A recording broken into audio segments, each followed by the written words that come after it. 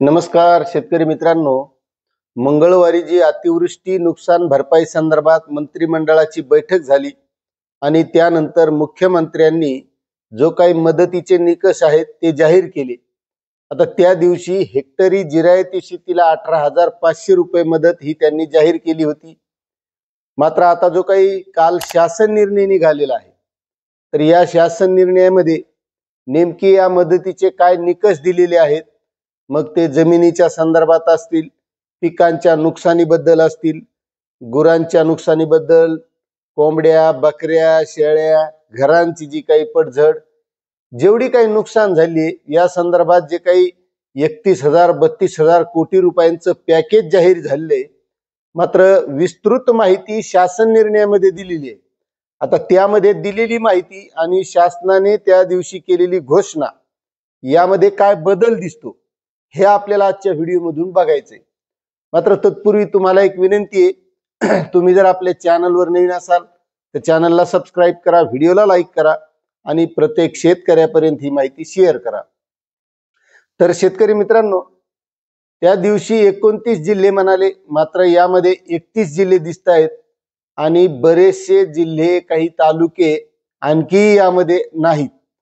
मग आता त्या शेतकऱ्यांचं नुकसान झालेलं असेल तर त्यांना काय मिळणार, हा सुद्धा एक प्रश्न आहे. आता या शासन निर्णयानुसार जी काही मदत जाहीर झाली आहे, तर महत्वाची गोष्ट एक मित्रांनो, आपदग्रस्त मृत व्यक्तीच्या कुटुंबियांना देय आर्थिक सहाय्य, मृत व्यक्तीच्या वारसांना 4 लाख रुपये ही अगोदरच्या निकषानुसारच मदत आहे, यामध्ये कोणत्याही प्रकारची वाढ नाही.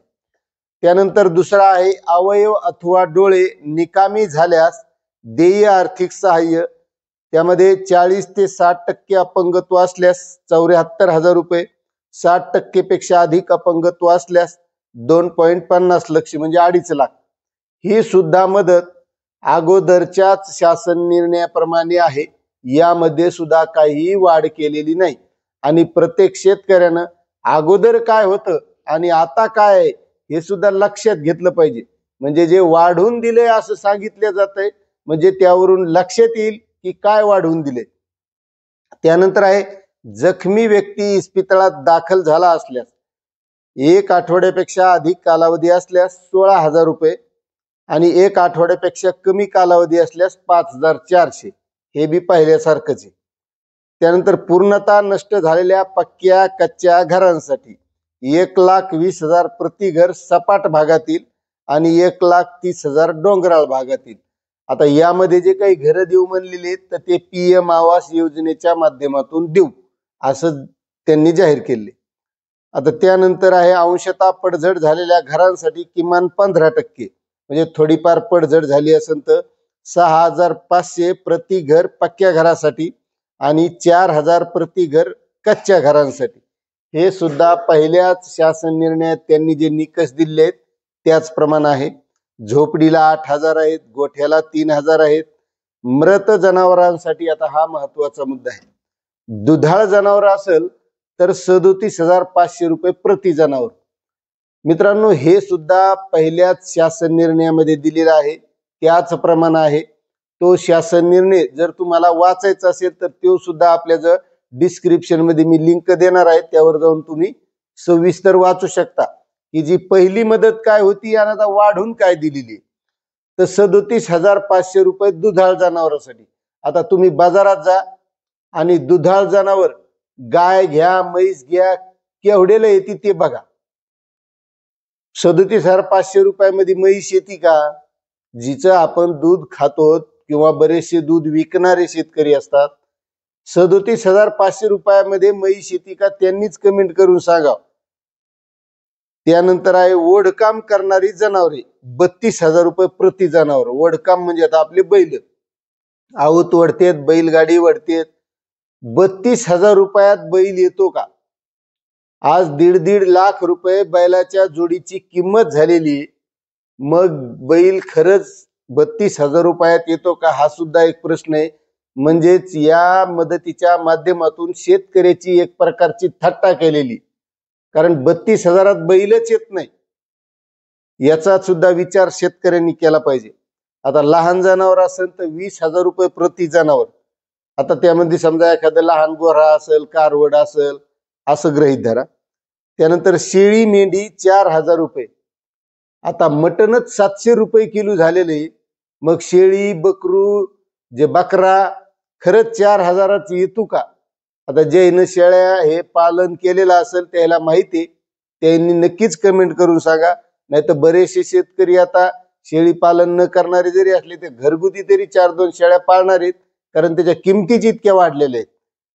त्यानंतर आहे कुक्कुट पालन प्रति कोंबडी 100 रुपये. आता साधं गावरान कोंबडी जर घ्यायची म्हणलं तर 400, 500, 600 रुपये लागते. चांगला कोंबडा घ्यायचा म्हणलं तर 800 रुपये लागते. आणि याच्यात मदत हे 100 रुपये प्रति कोंबडी. आता बरेचसे गोरगरीब हे 4-2 कोंबड्या पाळीत असतात, कारण किमती वाढलेल्या आहेत. अंड सुद्धा 20-25 रुपयाला विकत आहे कोंबडीचं, आणि याच्यात मदत 100 रुपये प्रति कोंबडी देण्यात आलेली आहे. आणि ही सुद्धा जुन्या निकषातच दिलेली, याच्यात नवीन काहीच वाढ केलेली नाही. आता महत्वाचा मुद्दा आहे शेतकऱ्यांचा. जे काही शेतकऱ्यांचं नुकसान होत असतं शेती पिकांचं, त्यासाठी जिरायत पिके 8,500 रुपये. आता यामध्ये एक महत्वाचा मुद्दा लक्षात घ्या शेतकरी मित्रांनो, 8,500 रुपये ही जुन्या निकषात मदत होती. त्यानंतर ज्यावेळेस शिंदे सरकार सत्तेत आलं त्यावेळेस ही मदत 13,500 रुपये करण्यात आलेली होती. मात्र हे फडणवीस सरकार आल्याच्या नंतर ती सुद्धा मदतीचे निकष कमी करण्यात आले. मग मला एक सांगा, जे शेतकऱ्यांचा खर्च आहे तो वाढत जातो का नवीन सरकार आल्यावर कमी होतो, याचा सुद्धा शेतकऱ्यांना विचार करायचा आहे. म्हणजे ही मदत 8,500 रुपये जुन्या निकषात होती, ती नंतर वाढवण्यात आली होती, आणि पुन्हा हे नवीन सरकार आल्याच्या नंतर हे मदतीचे निकष कमी करण्यात आले. ते हेक्टरची मर्यादा 3 हेक्टर होती, ती 2 हेक्टर केली होती. मात्र तेवढी फक्त यामध्ये वाढवण्यात आली 3 हेक्टर पर्यंत. पण आता जास्तीची शेती असणारे शेतकरीच राहिलेले नाहीत. शेती ही कमी झालेली. हेक्टरची मर्यादा वाढवून नुसता फायदा नाही, तर शेतकऱ्यांना देण्यात येणारी जी काही मदत आहे त्यामध्ये वाढ करणं गरजेचं आहे. कारण शेती पिकाला ज्या काही निविष्ठा लागतात शेती करण्यासाठी, त्या प्रत्येक गोष्टीचे भाव वाढत आहेत. मग शेतकऱ्यांना जी देण्यात येणारी मदत आहे त्यामध्ये सुद्धा वाढ होणं गरजेचं आहे का नाही. आश्वासित सिंचनाखालील बागायती पिके ही 17,000 रुपये प्रति हेक्टर मदत आहे. आता मला एक सांगा, 17,000 रुपये प्रति हेक्टर म्हणजे एका एकरला किती येते हे तुम्हीच कॅल्क्युलेशन करा आणि कमेंट करून सांगा. त्यानंतर आहे बहुवार्षिक पिके, म्हणजे जे बागायती फळबागांचे पिकं, त्यासाठी 22,500 रुपये प्रति हेक्टर 3 हेक्टरच्या मर्यादेत. ही सुद्धा जुन्याच शासन निर्णयात आहे, नंतरच्या याच्यात वाढवली होती, पण आता याच्यात तेवढीच दिली जी जुनी निकष आहेत. याची हेक्टरची मर्यादा 3,000 दिली. आणि मग त्या दिवशी जी घोषणा झालेली आहे की 18,500, 27,000, 32,500, मग ही या शासन निर्णयात कुठंच दिसत नाही. मात्र त्या दिवशी घोषणा केलेली आहे. मग आता शेतकरी सुद्धा संभ्रमात आहे, मिळणार किती आणि खात्यात येतील किती, हा सुद्धा एक पडलेला शेतकऱ्याला प्रश्न आहे. याचा सुद्धा आता शेतकऱ्यांनी विचार करणं गरजेचं आहे. आणि याही पेक्षा मी सर्वात महत्वाचं एक सांगतो, मला जे वाटतंय ते, की शेतकऱ्यांच्या शेतीमालाच्या भावावर कोणत्याही प्रकारचं बंधन नसायला पाहिजे. कारण जोपर्यंत शेतकऱ्यांच्या शेतीमालाला चांगला भाव भेटत नाही तोपर्यंत शेतकऱ्यांचं काहीच भलं होणार नाही. आणि जे हमी भाव सुद्धा दिल्या जातात, आता हमी भाव जाहीर झाल्याच्या नंतर आपल्याला बरं वाटतंय, बरं झालं एवढा भाव वाढला, पण विकते वेळेस आपलं त्या भावात विकत का? कधीच विकत नाही. त्यामुळं ही एक तोकडी मदत आहे. आता शेत जमिनीचं नुकसान जे झालंय, नैसर्गिक आपत्तीमध्ये शेत जमिनीवरील गाळ काढणे 18,000 प्रति हेक्टर, हे पहिलेच शासन निर्णयात दिले. याच्यातही काही नवीन वाढ नाही. दरड कोसळणे, जमीन खरडणे, खचणे, नदी पात्र प्रवाह बदलल्यामुळे शेत जमीन वाहून जाणे, यासाठी केवळ अल्प व अत्यल्प भूधारक शेतकऱ्यांना 47,000, हे बी पहिल्याचेच आहेत. फक्त आता ज्याच्या शेतातली माती वाहून गेली का, तर त्या नरेगा अंतर्गत त्याला जी मदत 3 लाख रुपये देऊ म्हणलेली, फक्त तेवढी खरी, नाहीतर बाकी ही सुद्धा जुनीच आहे. आता हे मत्स्य व्यवसाय, बोटीची दुरुस्ती, जाळी यासाठी मदत 6,000, बोटीची अंशतः दुरुस्ती 15,000, पूर्णतः नष्ट झालेल्या बोटिंग करिता 3000 अंशतः बाधित झालेल्या जाळ्यांच्या दुरुस्तीसाठी, 4000 पूर्णतः नष्ट झालेल्या जाळ्यांसाठी.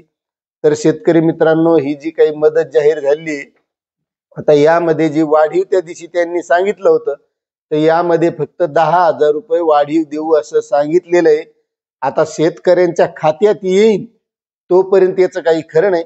आणि याचा एक विचार करा की जी वाढीव 10,000 दिली, तर तुम्ही हेक्टरी 10,000 आहेत, मग 1 एकरला किती येते, म्हणजे वाढीव दिलेतच किती, याचा विचार शेतकऱ्यांनी करणं गरजेचं आहे. आणि जे मोठा गवगवा चाललाय, आज तुम्ही सोशल मीडियामध्ये बघत असाल की प्रत्येक नेता अशी जाहिरात करायला जस काय त्यानं घरूनच पैसे दिलेत, स्वतःच्या खिशातूनच शेतकऱ्याला दिलेत आणि शेतकऱ्याची लयच भरभराट होणार आहे.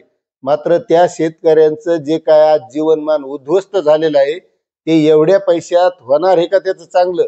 त्याच्या शेतातली माती गेली, शेतातलं पीक गेलं, त्याचं जे काही सिस्टीम लावलेली होती वावरात, पाईपलाईन असेल, मोटर असेल, विहीर असेल, विहिरीत गाळ, विहिरीचा तर मुद्दा राहिला, त्या विहिरीला 30,000 रुपये मदत. साधं क्रेनवाला आणायचं म्हणलं ते विहिरीतला गाळ काढायला, तर ते ऍडव्हान्स 50,000 रुपये मागतो. मग कसा गाळ काढता येईल बरं? 10,000 रुपये फूट ते गाळ काढायचे पैसे लागतात आणि 30,000 रुपयामध्ये त्या शेतकऱ्याच्या विहिरीतला गाळ कसा निघणार आहे, याचा सुद्धा विचार त्या शासनानं करणं गरजेचं होतं. बरं, त्या शासनात जे काही आमदार आहेत, मंत्री आहेत, हे शेतकऱ्याचे लेकर आहेत, यायला माहित नाही का खरंच ग्राउंड लेवलवर किती खर्च शेतकऱ्याला लागतोय? आता याचा विचार सर्व शेतकऱ्यांनी करावा. आणि याबद्दल तुम्हाला काय वाटतंय हे सुद्धा नक्कीच कमेंट करा. चॅनलवर नवीन असाल तर सबस्क्राईब करा, व्हिडिओला लाईक करा. भेटूया अशाच नवनवीन माहितीसह नवीन व्हिडिओमध्ये. धन्यवाद.